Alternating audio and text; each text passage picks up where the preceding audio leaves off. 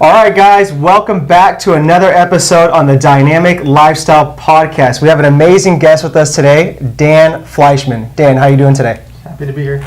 Thank you so much. And what's really cool is we don't really do a lot of in-person interviews. So, Dan has been very generous to invite us here to his studios. Would you call this your office? Yeah, elevator studio, and we happen to have a podcast room here. Yeah, so yeah. Which is really, really cool. I mean, this place is amazing. I wish I could give you guys a tour of it, but no, we're just very excited and honored to be here with Dan. So just to give a little bit of some context on how we know each other, we actually met each other at Ty's house, right? So we were a part of his business builder program, and then you were there as a guest speaker a few times, and we were just immediately when we heard you speak, man, we were just so impressed just by your knowledge, the way you carried yourself. And recently we saw you at ServX, Manny's event, and you just dropped a ton of knowledge bombs to where we were just blown away. And I was just I'm just always impressed. So I just want to say, thank you for always just, delivering massive, wisdom, knowledge, and just for being so grounded and humble. I just really appreciate that. Thank you. I mean, it comes from real life. I've wasted millions of dollars and been through all the bad people and the good people and the ups and downs and the roller coasters. And so when I speak, it's from real life stuff, and I think a lot of speakers talk in theories, and I've just lived and breathed it, the good and the bad, and I'm not scared to talk about the bad where everybody else only talks about their best Instagram worlds. Right. I talk about failures, I talk about everything. Yeah, and that's ultimately what we like so much because it's authentic. So just to kind of kick this off, will you kind of just tell us who Dan Fleyshman is and a little bit about your story? Sure. So when I was in high school, I was working 3 jobs, saved up a bunch of money, and trademarked the catchphrase, "Who's your daddy?" For 300 products, mostly for clothing at the time, and got lucky and put yourself in a position to get lucky. Ended up licensing out the brand for the UK for $9.5 million when we were 18 years old. Used that to go through the roller coasters of life because it's expensive when people are taking advantage of you when you're 18, 19 years old, charging you $36,000 for samples that should have been $4,000.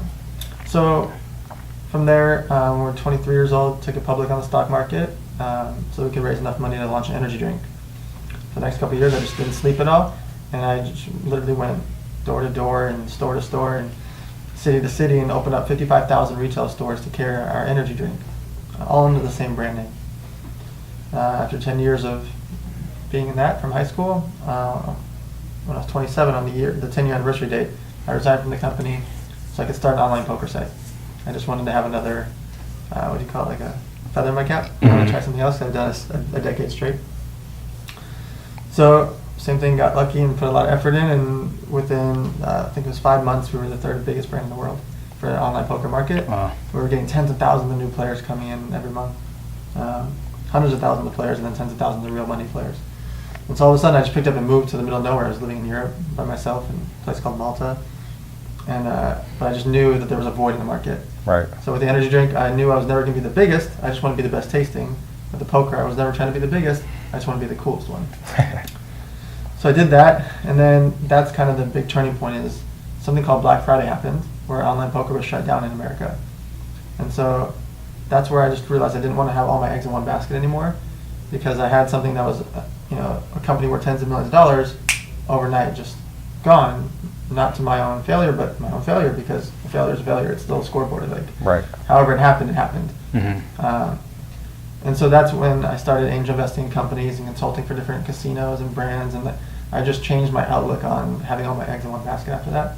And then since then, I've invested in 26 companies, and I've built up my own products, and I run a social media agency.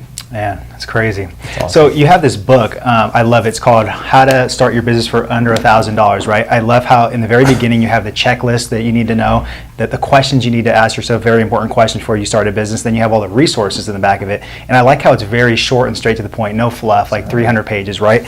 So what was the driving force behind, writing this book? Because you've obviously been very successful with everything you've been doing in the past within poker, the energy drinks, angel investing, consulting companies. So what made you really want to write this book? It's because I kept getting bombarded with people asking me the same questions. And Facebook, Instagram, Twitter, LinkedIn, cell phone text, phone calls, email. I was getting bombarded with mostly the same questions about how to get started. So I made a very simple, straightforward book. I didn't put in long 30-page speech about a certain thing that only needs 2 pages. I just made it very straightforward. Of this is what you do, this is how you do it, and this is where you do it. That was it.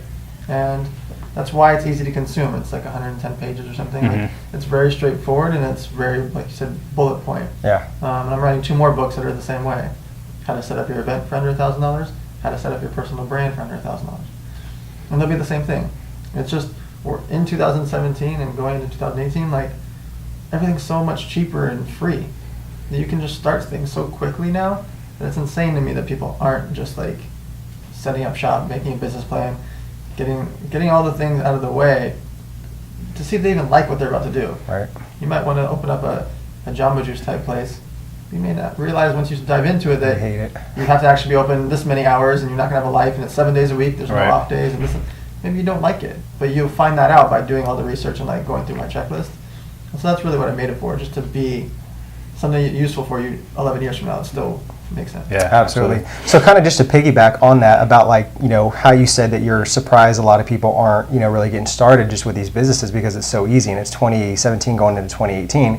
Why do you think that so many people overthink it, you know, to start a business? Do you think that it's maybe just, you know, paralysis by overanalysis? And if that's the case, how does one overcome that? Sure, I think a lot of people still think it takes hundreds of thousands of dollars and Yeah. years to get started. If we come up with an idea tonight for betterbottlecaps.com, we can build a website on WordPress.com for free, or Shopify or ClickFunnels. We can go do a trademark search for free. If we end up really wanting betterbottlecaps.com, we can trademark it, but we don't really need to yet. we can research all the other bottle cap companies, find the manufacturers on Google within 10 minutes. Like, all the things that used to take 6 months, and like, you didn't have Google 10 years ago, right? You didn't have a smartphone 10 years ago. We didn't have those things. So people are still paralyzed by the fact that they're like their uncle that never started the fishing lure, that they had the better fishing lure. Mhm. They just never started because they thought, I don't have $250,000 saved up, I only have blah, blah, blah. I don't know how to use the internet. Like, we do now, everybody does. And so I just think that, I'm not saying go open up a hotel or go build a nightclub. I'm talking Yeah. about small e-commerce shops, Right. building betterbottlecaps.com, doing things that like drop shipping on eBay. Like, there's just so many small businesses that you can just practice with to get started. You don't have to risk tens of thousands of dollars. You don't have to risk thousands of dollars. You just see if you like it or try it out Exactly. as a side hustle. And if it starts to become something, then you can focus more on it. But I just think with inflation and with how expensive life is getting, and with how easy it is to make extra revenue, whether it's through Google, a website, ads, a podcast, there's so many things at our disposal nowadays. It just shocks me that people aren't doing more. Yeah. Right. And like you said too, like a side hustle, but I think too, a lot of it's just like, you know, self-limiting beliefs, you know, Sure. and that fear where it just creates that barrier. And like you said, it's almost kind of like an excuse, like someone saying, oh, like I don't have this amount of money to start a business, or maybe I'm not very caught up to all the technology. So it's like kind of like an excuse. Some people, same reason in October, when people, like right now, people say, oh, I'm going to start working on January 1st. Yeah, exactly. Why? Yeah. What's wrong with today? Yeah. Exactly. Yeah. It's the exact same gym you're going to go to, with the exact same access. Everything's exactly the same. Yeah. Today, you don't have to wait until tomorrow. You can literally go today. Yeah, You can exactly. drop and do push-ups right now. Exactly. Just start. Yeah. And people are always like, January 1st, and January 1st, it never comes. Yeah. Yeah. Absolutely. It's so true though. Yeah. So once somebody gets past like these limiting beliefs and this barrier of, you know, wanting to start maybe a side hustle or a full-on business or something like that, I really love what you said at Manny's event, that every business needs a quarterback. So with a quarterback, you know, what do you really look for when drafting a quarterback? Put it in that kind of context. And how does just somebody acquire, you know, a quarterback for their team, for their business? Sure. So you have to get them excited. You have to find somebody that has a passion for the industry that you're in, or just a passion to make money and work. Because I'll take somebody that's a young hustler or an old school dog that's like ready to hustle again. I'll take somebody that's really willing to put in the blood, sweat, and tears over the Harvard MBA. He's a genius, but I'm liable to lose him to somebody else because he's a genius with the Harvard MBA. Uh-huh. I'm liable for him to get kidnapped. You know, somebody's going to come in to hire him and headhunt him. I'm liable for him to get visions of grandeur that he can do this on his own or that on his own. Or this. Sometimes the superstar is a liability. Mm-hmm. You know what I mean? People are always going to try to overpay LeBron James. They're always going to try to pay this guy to come over, right? Good point.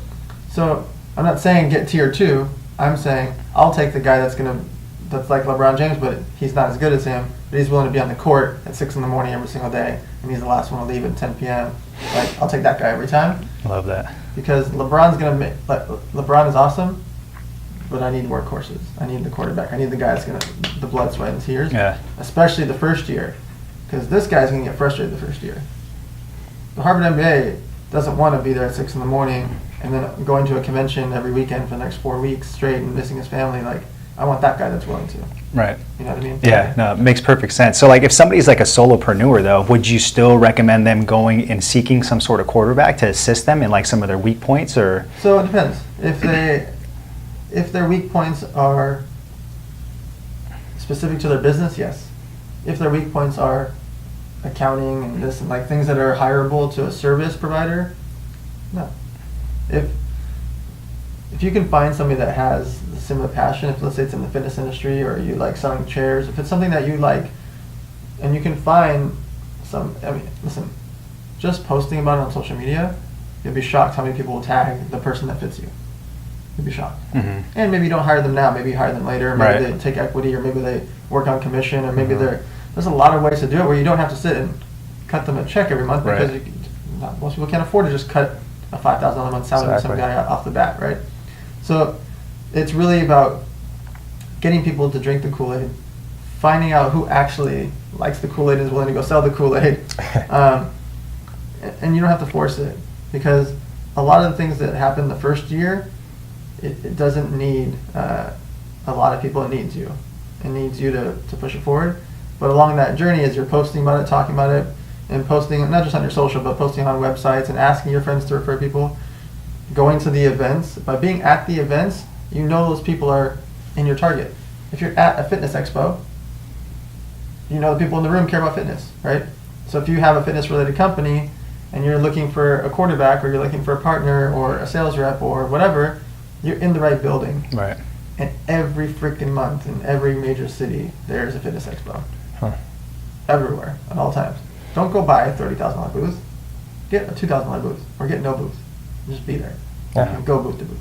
Love that.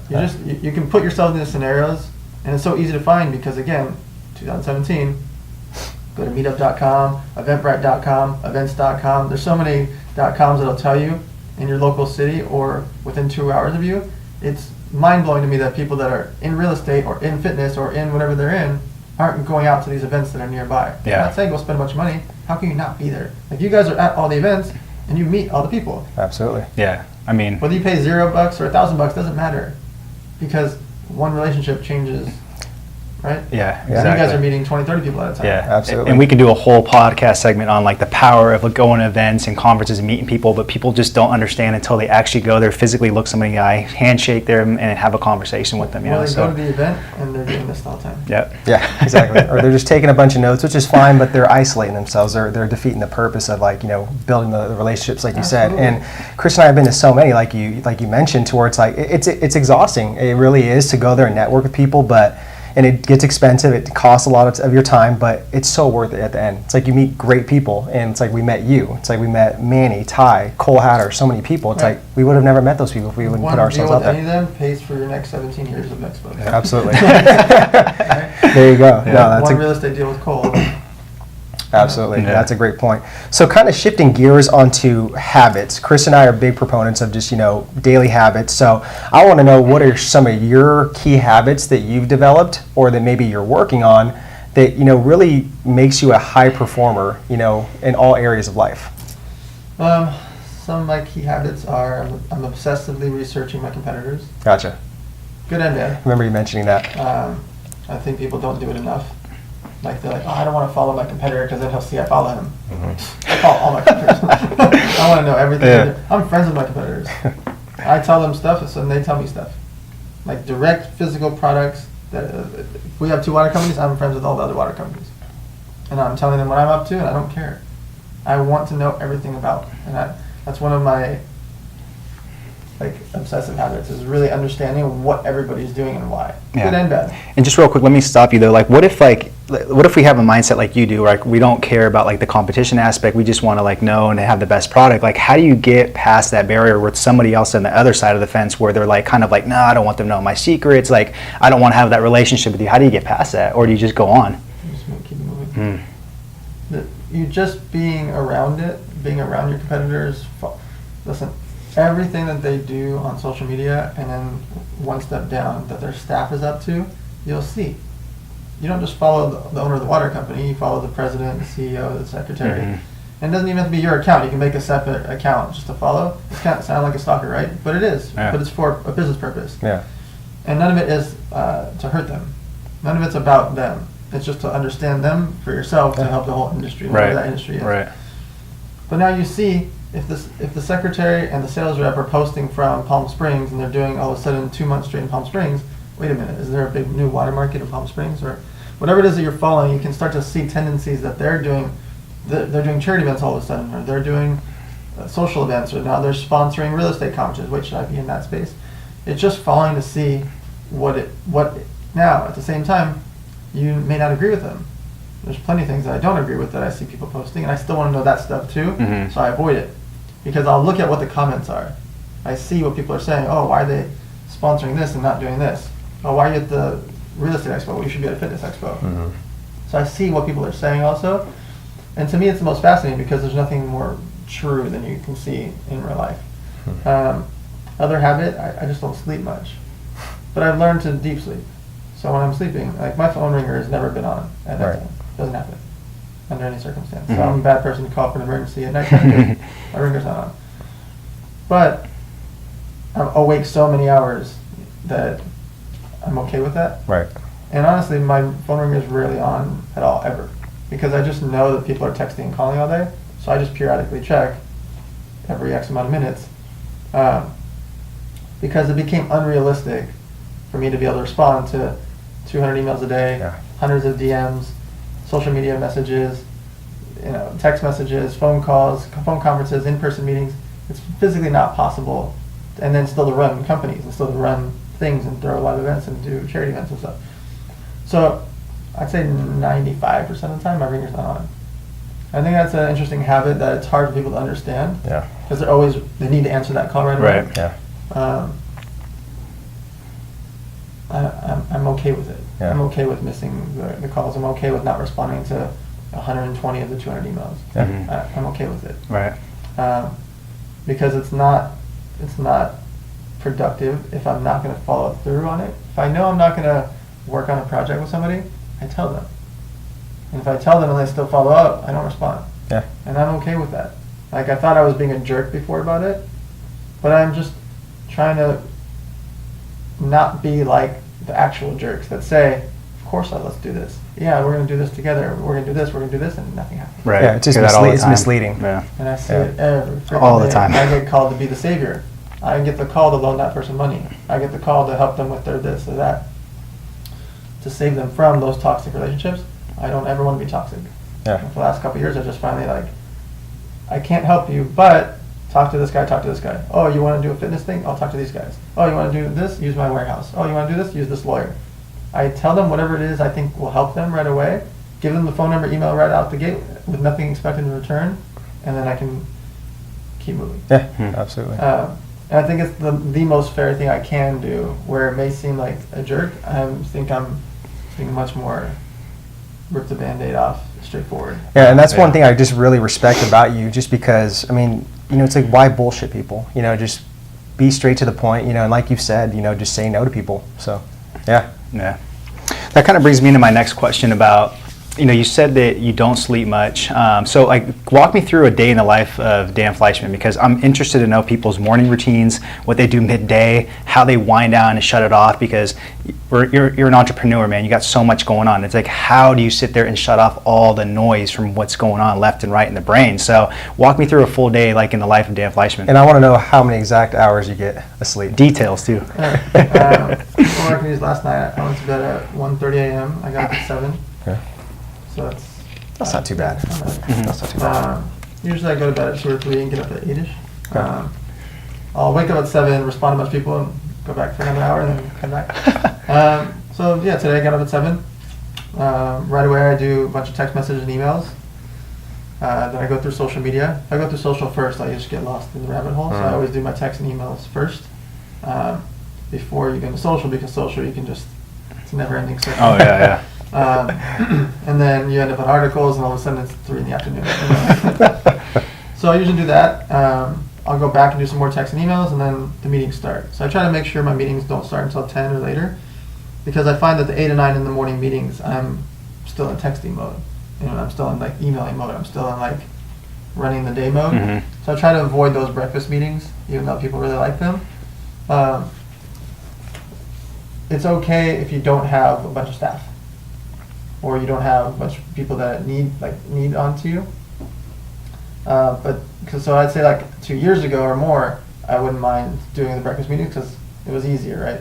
But now we have a bunch more things going on. And so those first couple hours are kind of, I don't want to call them sacred, but those are kind of the hours where I need to be for everybody. And I can't be that one-on-one and give somebody that focus. So then 10 a.m. usually there's meetings. Today was 11 a.m. with you guys. Supposed to be a 12 o'clock phone conference at New York. I'm not doing that, obviously. I take responsibility for that. Then at 1 o'clock I leave to meet with a big fashion company, a client. Get back here by 3 o'clock. 3 o'clock I'm doing a merchant processing meeting for some huge company that wants to do more merchant processing with my friends. 4 o'clock I'm saving the day with one of our investments. There's a big headache with some of the people involved in it, so I'm like there to mediate. 5 o'clock another phone conference, and then throughout that time, in the Uber ride there, I'll be doing the social stuff. In the Uber ride back, I'll do a call. So I'd say like 10 to 5 is where most of the meetings are. And then depending on if Brandon, my partner, is in town, then we'll do dinner meetings and those type of things. And then the evening, there's like a couple hour window where it's just me and my girl, and we just try to immerse ourselves, and we're not like addicted to the phones during that time. And then after that, we'll put TV on in the background. There's not much that we watch besides Shark Tank and like some business shows, or poker. If there's poker on, then I'll watch that. And I'll like analyze the hands and try to really study, and then I'll be on my phone. So we do one business-related event a month with 300 people, one charity event a month, sometimes more when there's hurricanes. Hopefully, no more hurricanes. And really, that's kind of the day. It's just I'm dealing with those events each month. I'm planning for those, and I hand invite everybody, which is laborious, but I think it makes for everybody to show up. Absolutely. Because they get that message. It's not a copy and paste. Yeah, right. It's more personable. Or here's a trick: if you do copy and paste, put their name twice in the message. There you go. The name in the beginning and their name somewhere else, so they know that you didn't just do that. That's a little trick. That's a good trick. That's a really good trick. Was there ever like a dark? Don't be sorry about it. No, yeah, we've done that before too. But that's a good trick though, putting the name in there twice. One thing about us, we pride ourselves on integrity, and we're very honest with people too. So yeah, it's a good thing. So was there ever like a dark period like in your life, and if there was, like how did you get out of that?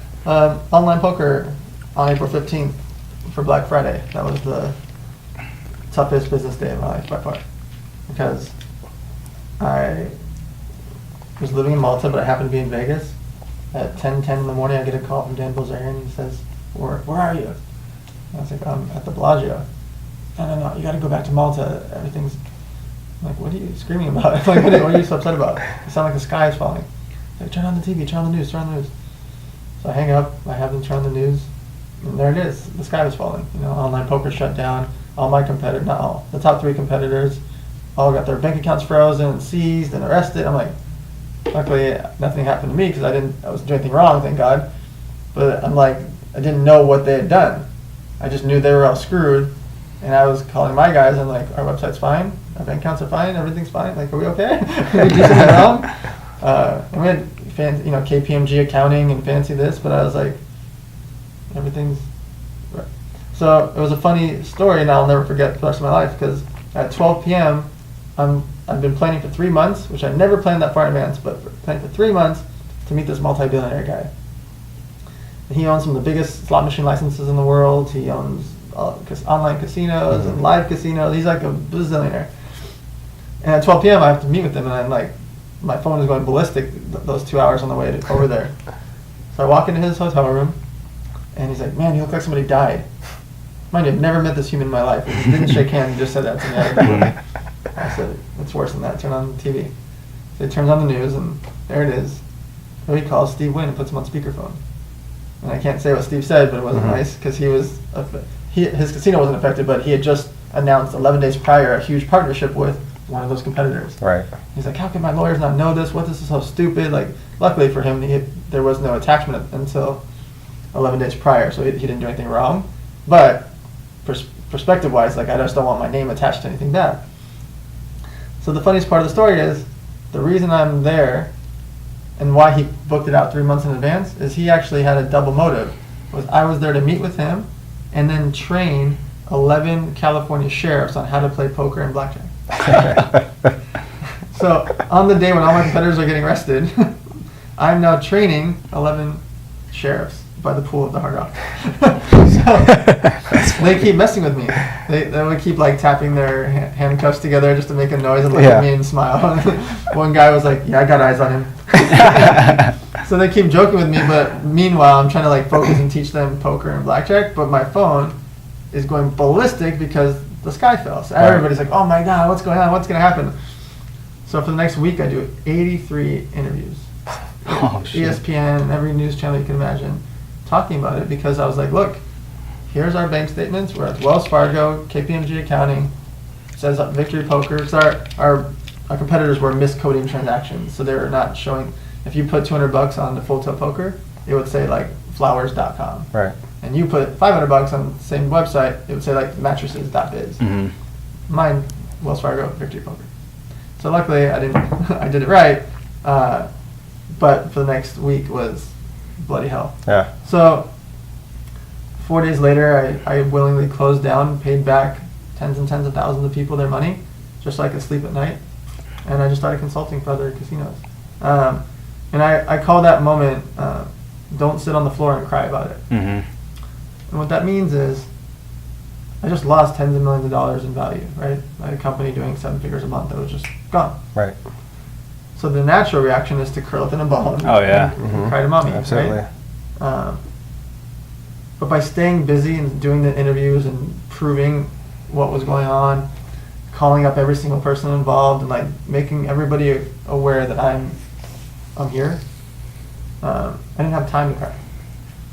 And the hardest part with a breakup or a failure or something is that first couple days. Right. I just kept myself super busy during that time, because I think if I would have just sat there and thought about it, man, freaking sucks. Like, my competitor screwed it up for me, and I'm taking the brunt of it.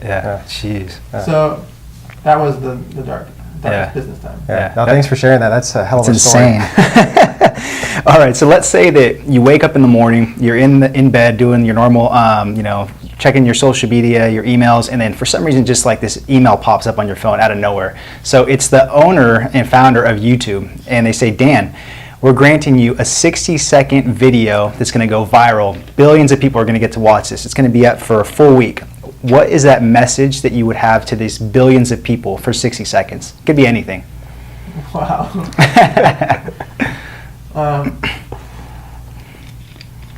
The message is for everybody to, one, just get started. I think that entrepreneurs are the only thing that can save our economy. And every small business creates another 4 to 10 jobs.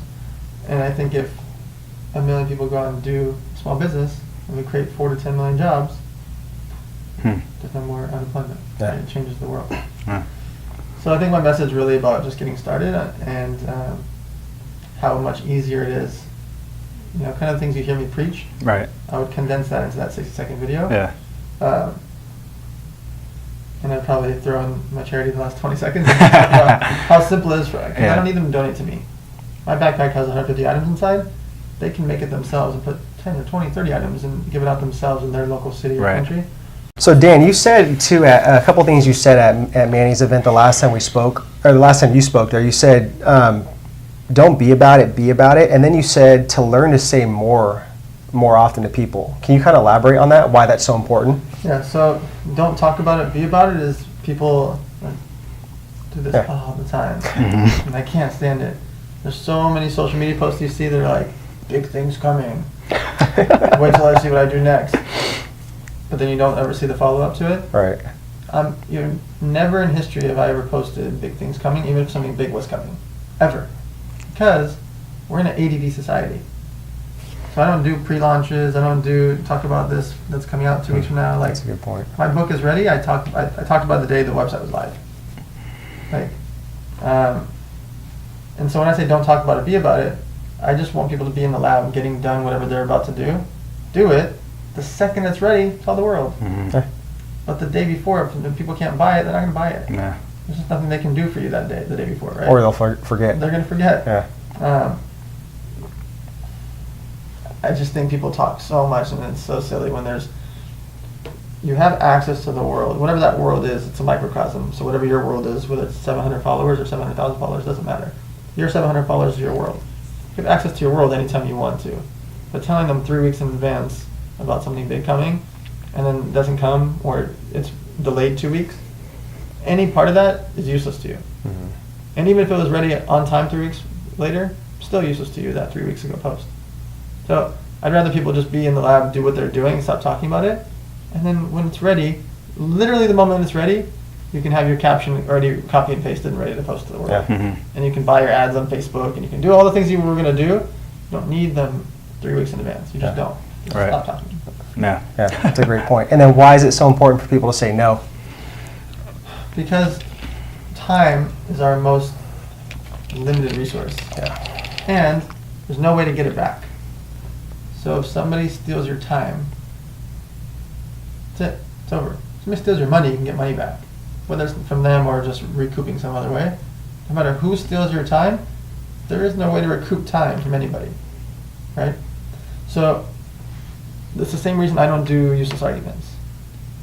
Because you never can get that time back. Right. And I don't want October 24th at 4:32 p.m. to 5:32 p.m.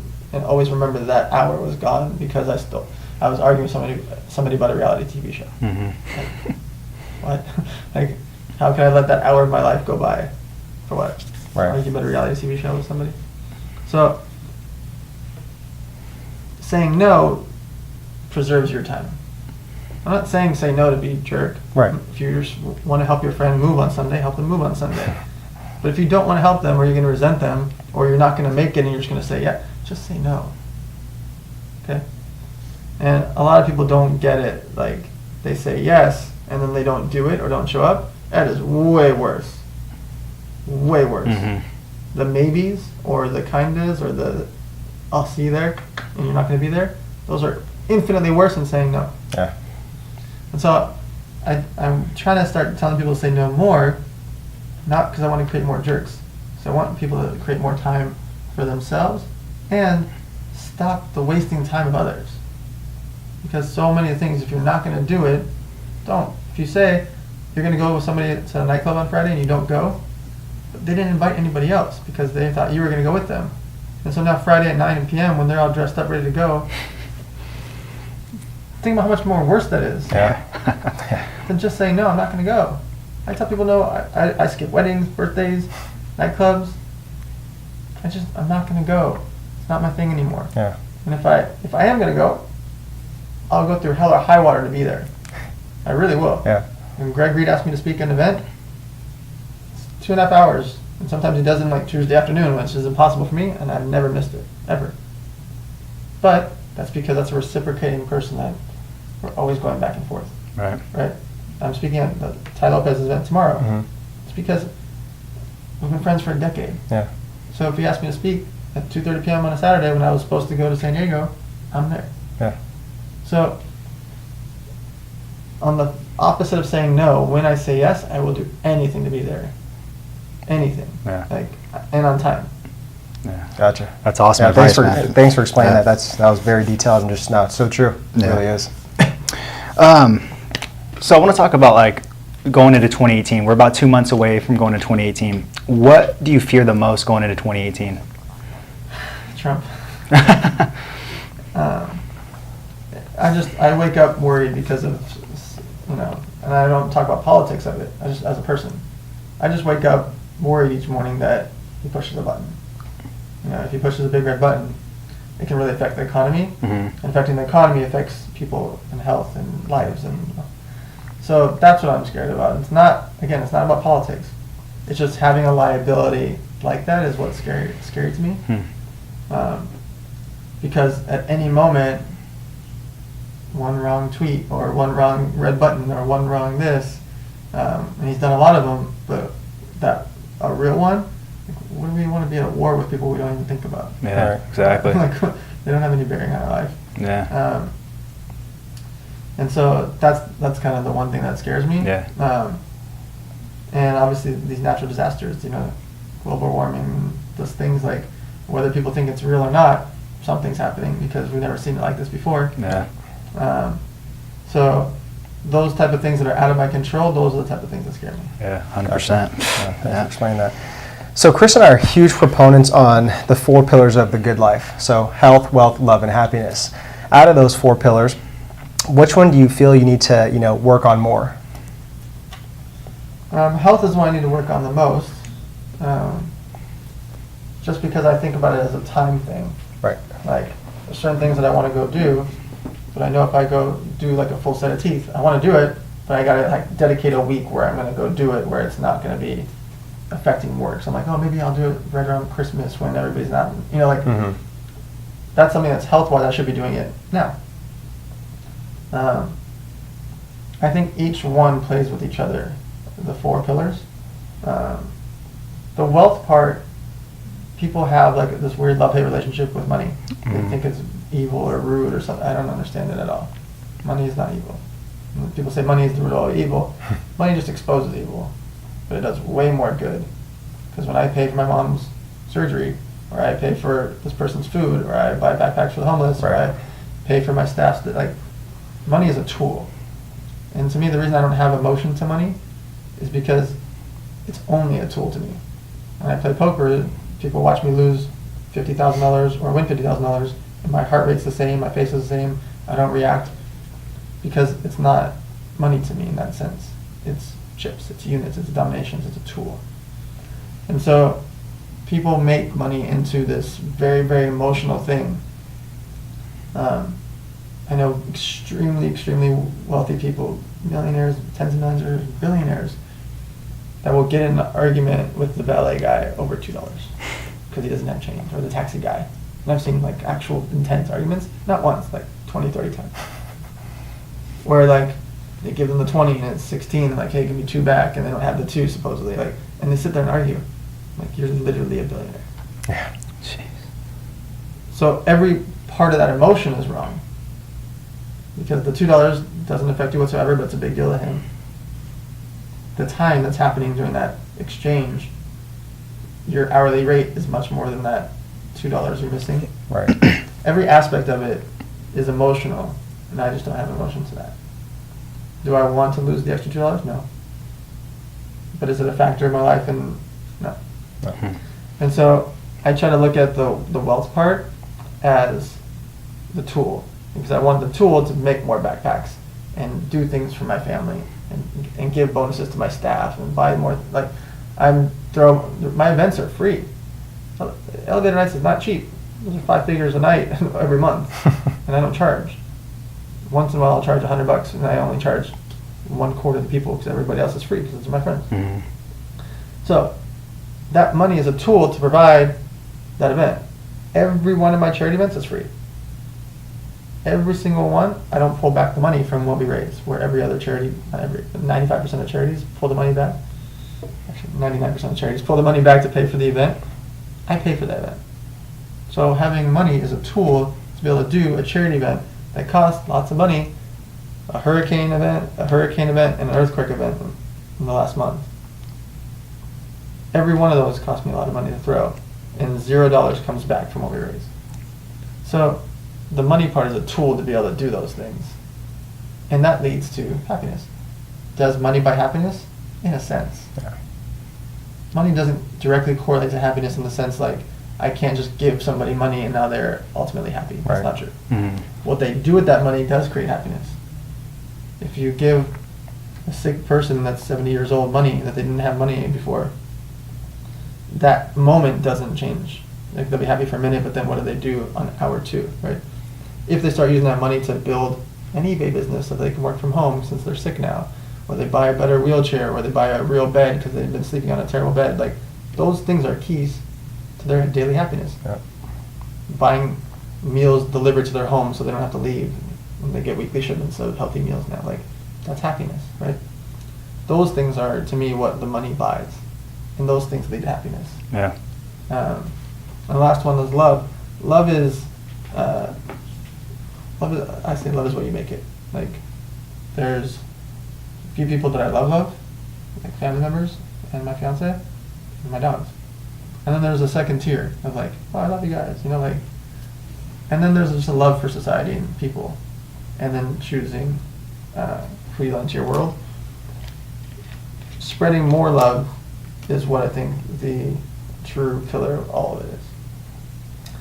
Because if we can all cause butterfly effects of just, if all of us did 1 extra or 2 extra like nice shout outs to people in a day, or just like a good deed, well, that would be 7 billion good deeds a day, right? Right. Or simple random acts of kindness. Right? What's 7 billion times 365? A lot. Yeah. Mhm. So I think that part of love isn't pushed enough because the media always pushes the bad stuff, because the bad stuff gets more clicks and the bad stuff sells more papers. Mhm. I think those aspects and creating more love and creating more wealth for people and creating, that's what you see me doing. Charity events, Yep. business events. I'm trying to create more for everybody else Mhm. at my own expense, but I like it. Yeah. Yeah. That's awesome. Whew, Jeez. man, I almost want to pour some water on things on fire. Or No, cheers to honestly, that. man, we've asked that question to several guests, and nobody's really broken it down Yeah. like pillar to pillar like, I like that. that. So yeah, I appreciate that. That was really awesome. Yeah. So before we get into the final question, I want to just commend you again for, number one, your courage for telling us your story about your dark time, persevering through that. I thought that was amazing. Secondly, for just all the good deeds you're doing right now around the world, making it a better place, the charities, all that stuff. The third thing, just allowing Eric and I here to do this podcast in person with you, getting to know you more, sharing your wisdom, your experience, your knowledge with our listeners. So I just want to commend you with all that stuff. Thank you so much. That's coming from me too. Yeah. So the final question is, what does it mean to Dan Fleyshman to live a dynamic lifestyle? Wow. I think a dynamic lifestyle is checking off all the things on the box. Kind of like the 4 pillars. I want to do the live events. I want to do the poker stuff. I want to do the charity stuff. I want to do the business stuff. I want to have the business acumen stuff. I don't want to be famous. I'd like to be industry famous, where people within my industry, like kind of like Damon John style, like Yeah. the business people run over to him. He has a little bit more fame because of the TV show, but I don't want to be like famous Right. at all. Like, I can see you want to be influential. Right, because that causes more stuff. Absolutely. I don't want it for ego. Yep. Because I don't talk about myself. I don't post. Like, I care about what I can do for everybody else, and so those new followers or those new business acumens or those new milestones help the charity, the entrepreneurs, the startup events. Like everything else. So to me, it's making sure I have to force myself sometimes to like study poker at nighttime because I know I want to play again when I have time. I haven't played much the last couple of years, and that's my one true like hobby passion. Mhm. That I used to play day in and day out and work from the table. But now with 1,200 texts a day, I can't focus. Yeah. It's not. I can't dive into a tournament for 14 hours. I just can't because I'm going to have 1,200 messages. I think the dynamic lifestyle to me is really checking off the family box. I go see my mom once a week and drive over there. I make sure no matter where I am, I fly in for holidays or birthday parties, family related. Right. Because multiple people have died and I don't want to miss any one of those things. The fiance part, like she cognitively or like I mentally think about, okay, make sure to send these texts, make sure to call, make sure to be home. Yeah. Yeah. And she says, where are you? Go to the house, like, because the business doesn't matter compared to that. Mhm. So you lose that, right? And actually being present. Right. Yeah. And I have lost it before. When I went and moved to the middle of nowhere, I was in a 6-year relationship. Gone. And so I think about the business part of it, and I don't want to lose it, especially now that I have the one. It's important not to. And so I think the dynamic lifestyle is just making sure what is important to you. And even if you literally have a checklist and it's on a note card, and that's the 11 things that matter to you, and it's your friends, your family, your work, read a book, do a charity work, go do this, go to a show, go to a movie, like whatever that is to you in a week's time. It doesn't have to be every day, but whatever you like to do in a week, and make sure you actually do it all. Yeah. You're gonna work out, or you're gonna eat healthy, or if you don't force yourself to do it, if you don't write it down and like really think about it, you just get overwhelmed with noise. Yeah. And then nothing happens. Yeah. Gotcha. Man. Whew. Powerful, powerful. All right, Dan. So where can our listeners find more about you and your work and what you're doing? So the charity is modelcitizenfund.org. The book is buythisbook.com. That's really my two, the book and the charity. I have all my other stuff on those sites. And then all my social media is just at Dan Fleyshman. And then I post about everything that we were talking about today. Right, gotcha. So we'll make sure to have all that plugged in the show notes. Dan, once again, thanks again for for just taking time out of your busy day and just sharing your wisdom, your story, all that stuff, man. I really appreciate that. Awesome. Hey guys, thanks so much for watching the video. So if you guys want access to the New Era Fitness book, click on the link below. Thank you guys so much for your guys' support.